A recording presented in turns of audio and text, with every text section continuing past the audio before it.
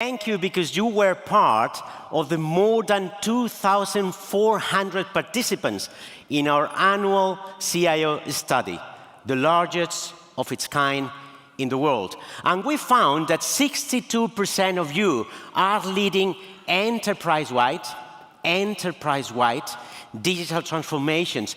18% of you are leading other corporate functions, other business areas, the two main ones being COO, Chief Operations Officer, and Chief Strategy Officer. And 10% of you are running a P&L. So you are responsible, 10% of you are responsible for the profit and loss of some of the products and services in your company.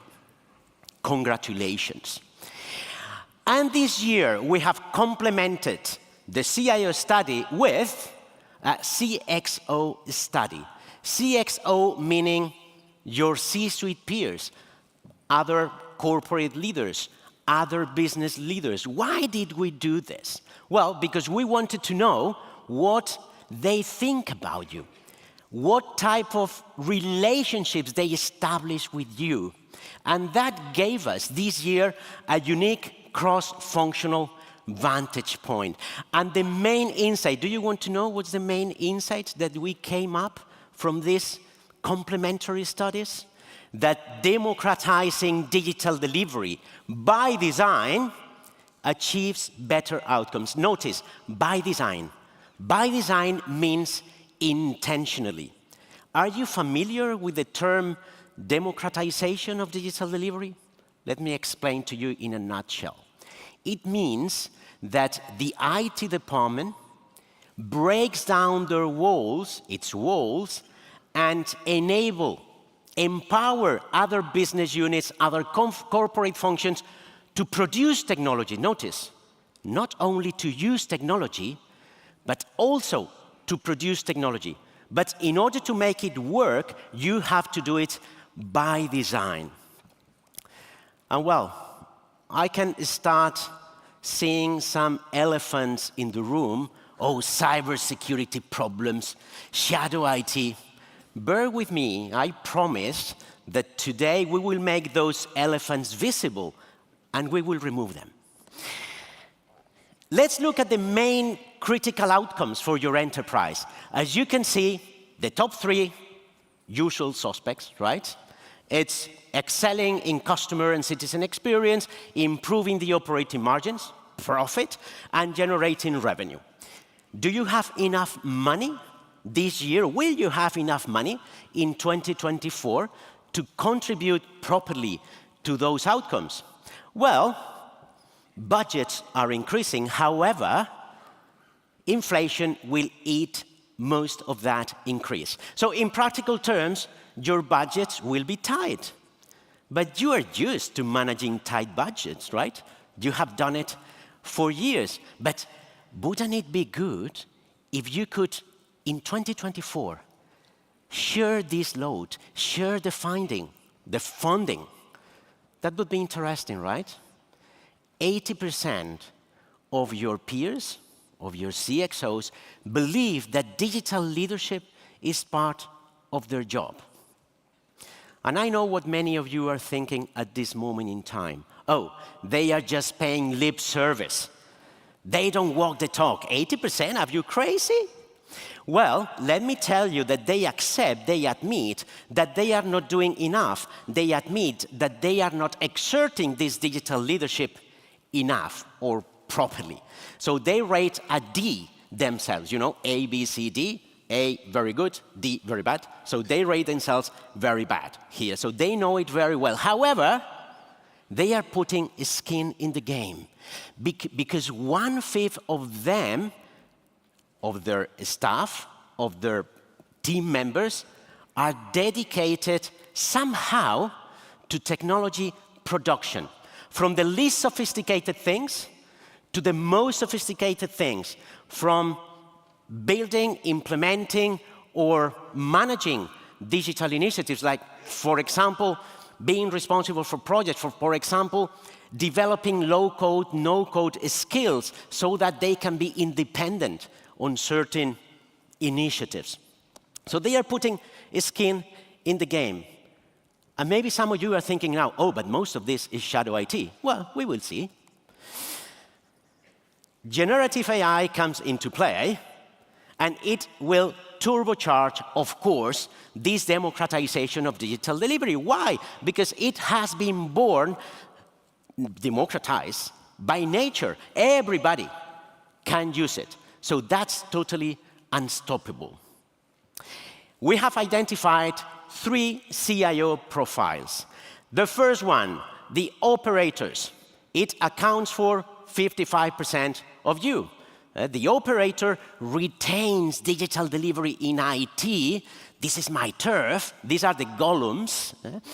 And they use CXOs just as sponsors. At the other end of the spectrum, we have the franchisers.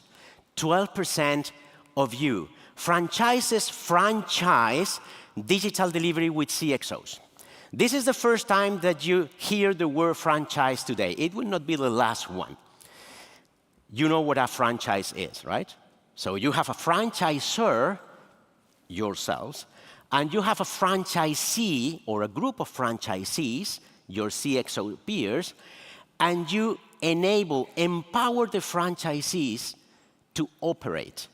In this case, to deliver digital things. So when we talk about franchising digital delivery, it's a synonym of democratizing digital delivery. Clear so far? But I said 3 profiles, right? Because there is one in the middle, the explorers, accounting for 33% of you. That's a transitional state. They are making their journey towards becoming franchises. But they are not still there, but they are making their journey, which is very good news. And how are they performing? Well, operators, when it comes to digital outcomes, 43% meet or exceed expectations, whereas, as you can imagine, franchises do it 63%. So 63% of franchises meet or exceed their digital outcome targets.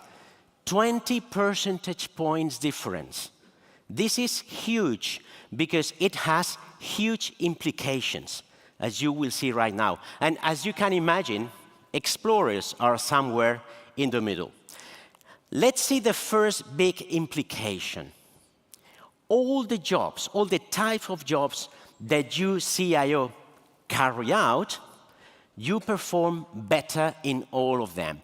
In fact, you perform better in managing your finance, your IT finance, in conveying the business value of IT, in managing the risk, but you are better innovation leaders as well, and you are better people leaders as well, and you are better at strategizing, executing, performing, and last but not least, you are better leaders as well. And what happens with your CXO peers? Because remember, in a franchise environment, there is a very intense relationship between CIOs and CXOs, right? So your CXOs double their chances to get the most out of their digital investments. So everybody wins. At enterprise level, 20% more. At CIO level, you perform better in all your jobs, and your CXOs double their chances to get the most out of the digital investment, just by democratizing digital delivery by design.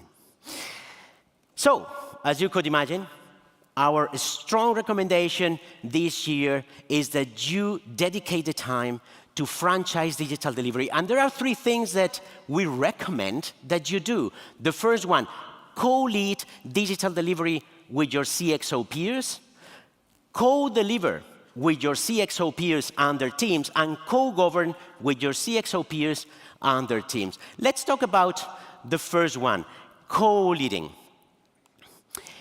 Manuel Dietz is a German CIO in charge of Bosch Digital. Let's see what he has to tell us.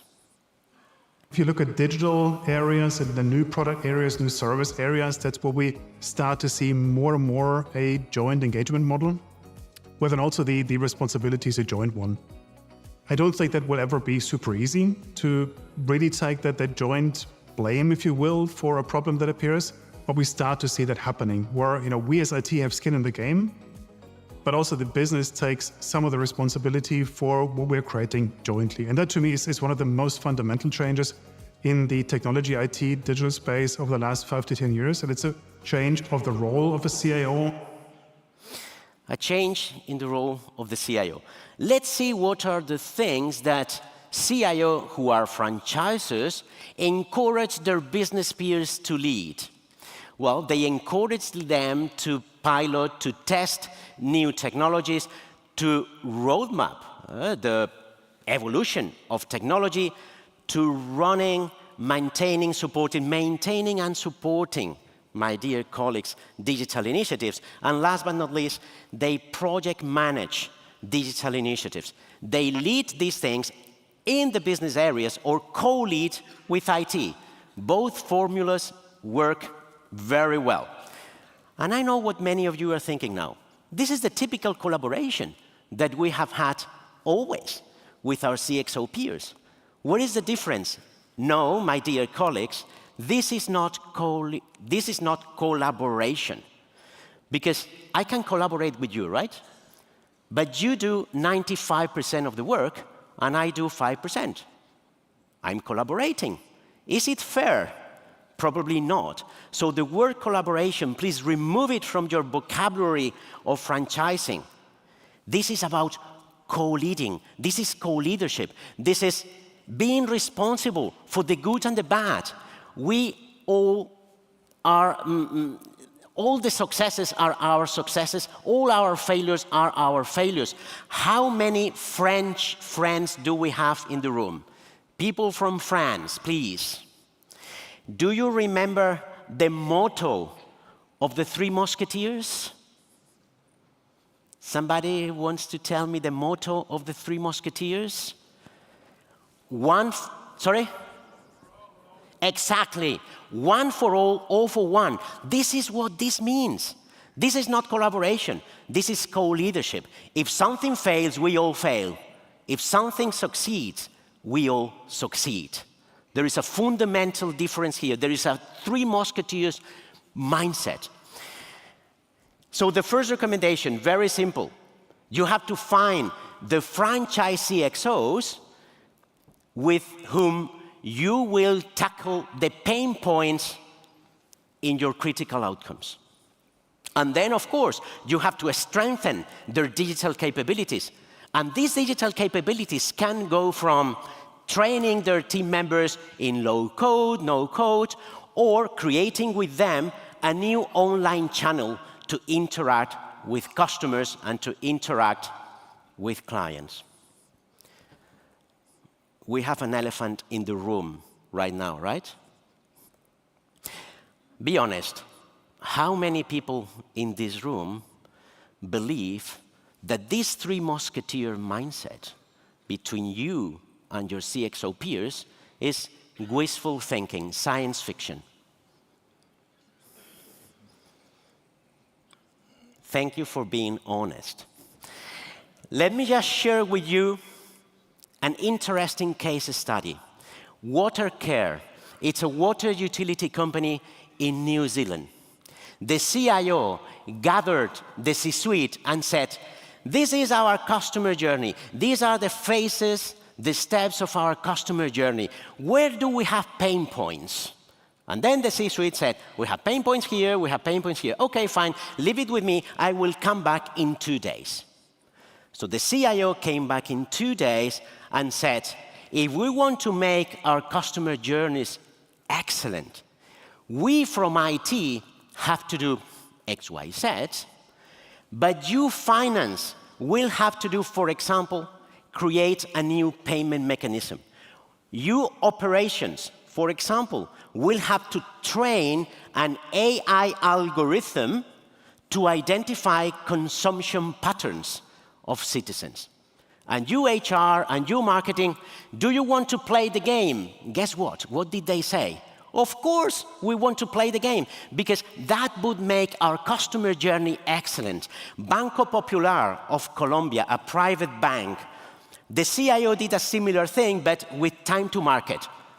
C-suite members, our time to market now is 12 months. From ideation until launching, 12 months. We can reduce it to 2 months. If you finance do X, Y, Z, marketing, HR, what do you think that they said? Of course, let's go ahead. So you can do it. Achieving the Three Musketeers mindset is possible. If they achieve that, you can achieve it too. And then we have the second element. Co-deliver digital initiatives with your CXO peers and with their teams. Okay, let me just introduce the two main organizing units in a franchised environment. We have the business technologists. We have talked about them, right? They are people from finance, from HR, from marketing, who are trained to develop technology, from the least sophisticated things to the most sophisticated things. Or maybe some of them have been directly hired to work for finance or for marketing and to produce technology. Business technologists, they are individuals. And then we have fusion teams. They are teams. Maybe fusion teams are familiar for you, right? They are multidisciplinary teams with a blend of IT and non-IT people. And they have the duty to produce a project or to produce a product. This rings a bell, right? Fusion teams, especially. Okay, so these are the two main organizing units. Let's look for a minute. The technology investments that you will be increasing the most in 2024. We have the usual suspects here, right? Cyber security, business intelligence, artificial intelligence, cloud platforms. Please look at the bottom of the screen.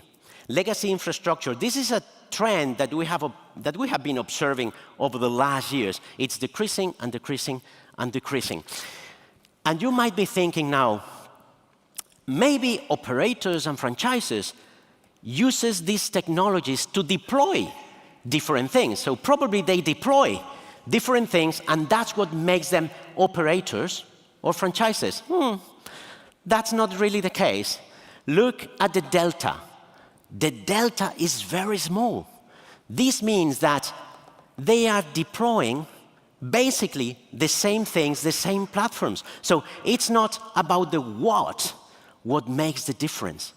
It's about the how, because they do it in a democratized manner. And if we look at the first three, have you noticed something?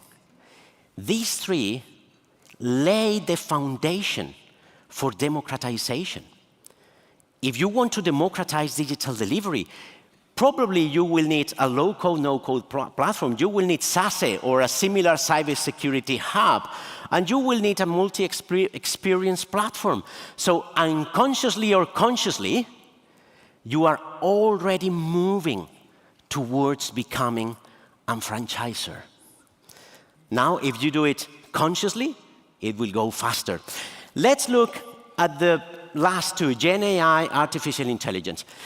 Most of you, more than 50% of you, will be deploying this year something related to artificial intelligence or Gen AI. So this is the perfect space to experiment with democratization of digital delivery, because your CXO peers know very well, I don't know if very well, but at least they know what it is. So take advantage of it and create a pilot of democratization for the development of these technologies. Clear so far? Okay, let's see what David Nigler, he is the CTO for Schenfeld, an investment company. Let's see what he has to tell us. A recent example came up with our chief risk officer, who reached out initially around generative AI with concerns around the safety of using these tools, or whether proprietary information would be uploaded and perhaps get out in the wild, and very reasonable concerns to have.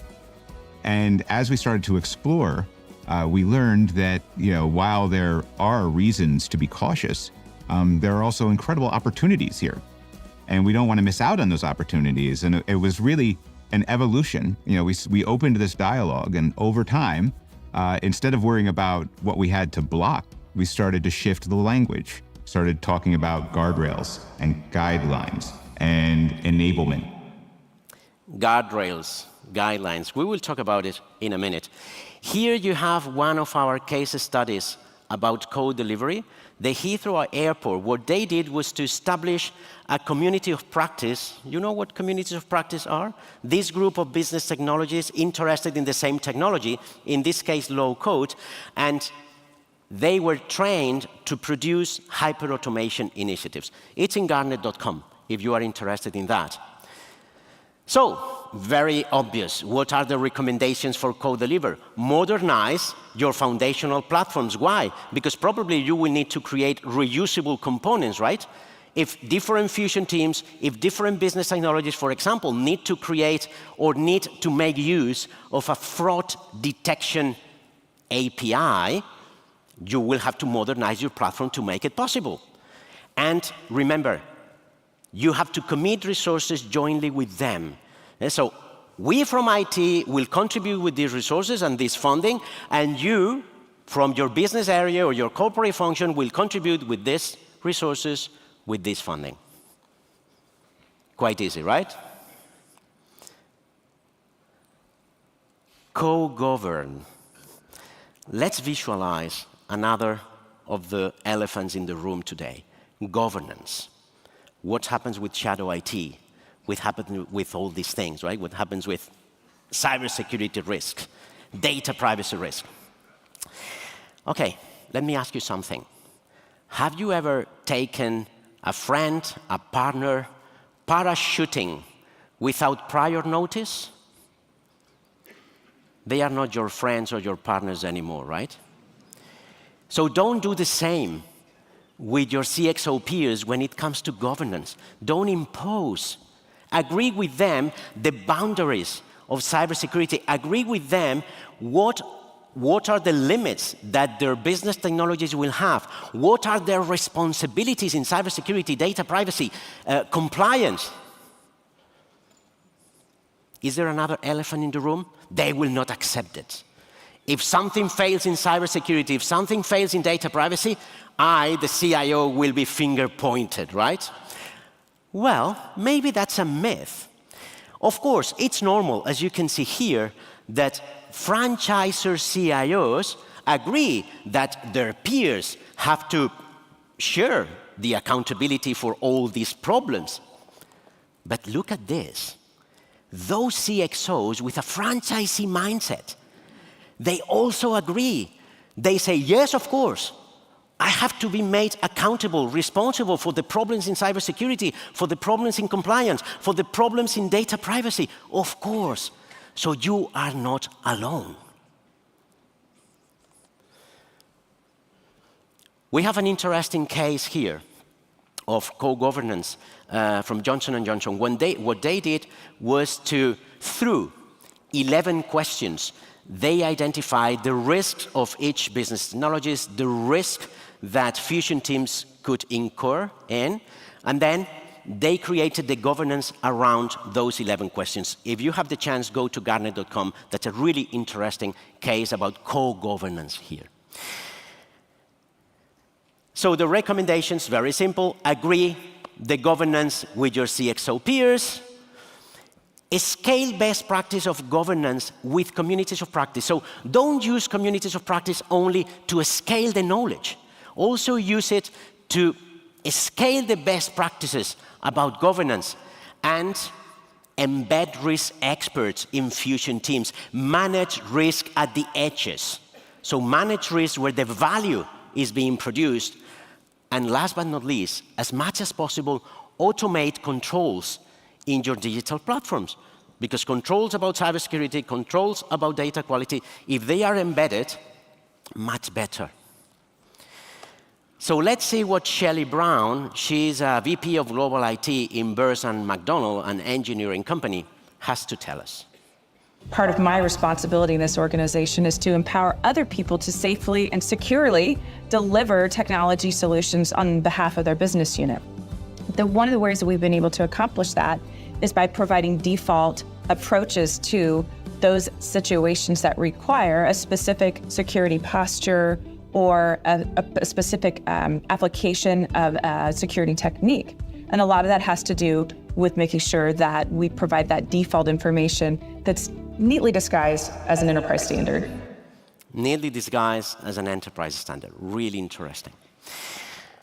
So, as a wrap-up, the most successful CIOs, now you know, franchise digital delivery, become a franchisor, and you are not alone. Because you remember the 12% and 33%, right? Of franchises? What happens at the CXO side? There are now, today, 20% of CXOs who have this franchisee mindset. So you are not alone, and 35% of them are making their journey towards becoming a franchisee. Let me repeat it once again. You are not alone. That's a myth. Your franchise can take many forms. Don't obsess with the form of your franchise. Imagine a chain of food restaurants. Probably in North America and Europe, the dishes, the menu will be the same, right? But if you go to Middle East, probably some dishes will be taken out of the menu and new ones will be incorporated. And if you go to India, probably you will find dishes with many more spices than anywhere else. So the same thing happens with your franchise. Take into account, for example, the digital competency of your CXO peers. Do they have a good digital skills, digital mindset? Your regulations, are you in a very regulated market? And maybe the governance rules have to be, or the boundaries of governance had to be narrowed down. Don't obsess with that. Maybe now you have to start democratizing with just 1, 2 CXOs, but in 2 years, you will expand it. Don't obsess. Start small, taking into account these considerations. You know the lesson, right? Co-leading, co-delivering with your CXO peers and their teams, and co-governing. This is not the first democratization in the history of enterprises. I was born in '68. How many Gen Xers do we have in the room? People born between 64 and 79? Probably you remember something that happened in the late 90s. In the late 90s, CEOs were desperate because companies were starting to scale a lot and it was impossible to control the costs. So what did CEOs do at that time? They democratized finance. And if you look at your own companies now, most departments have a person who is the liaison, the contact with finance.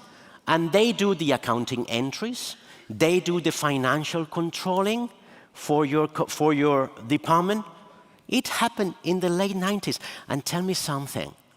Influence. Did the influence of CFOs decreased just slightly? No. The influence of CFOs in the last 20 years have rocketed. Why? Because they contributed with what their companies needed at that time. And with this new democratization of digital delivery, you have the chance to contribute with what your companies need, which is accelerating digital delivery. Your influence will rocket, my dear colleagues. Thank you very much.